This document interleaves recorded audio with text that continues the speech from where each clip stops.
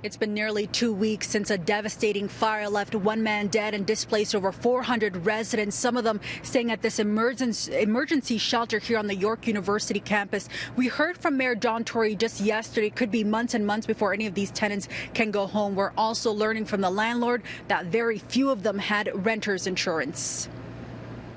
Did you have insurance? No, because my plan was to stay at that building kind of short term. I was saving up a down payment to buy a condo or something. Gavin Krause moved into 235 Gosford Boulevard just recently and wasn't expecting to stay in his one-bedroom apartment for long. But then a devastating fire put things in perspective for him. When it comes to insurance, it's always that you never think it's going to happen to you until it does. Do you regret not getting insurance looking back at it now? Yeah, I would for sure have gotten it in place.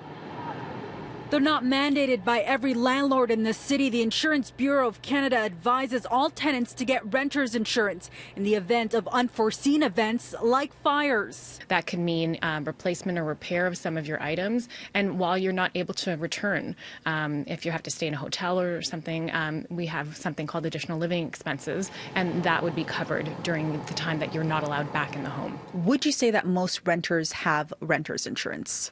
So from latest statistics that we have, about 50% of Ontarians actually do not have tenant insurance. So it is something that we definitely want to, encourage renters to look into.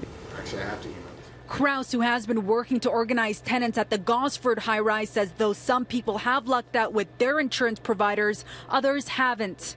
Some people, instead of, getting just an immediate cash reimbursement for their clothing, we would try to say, look, we'll come in and help clean your clothing. And instead of kind of immediately putting them up in a hotel or something of that nature, they're like, well, can we clean your apartment? Can we make it habitable in some ways?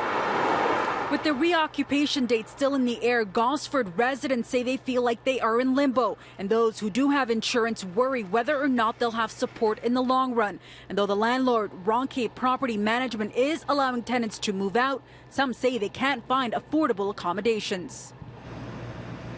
So I did ask RMK, the landlord, if any of their displaced tenants would be able to take over or live in any of their buildings. They tell us, a spokesperson tells me, that at this point they have no vacant units available. Just yesterday, Mayor John Tory did put out for any landlords here in the city, particularly here in North York, to make their vacant units available for any of the displaced tenants that may need one.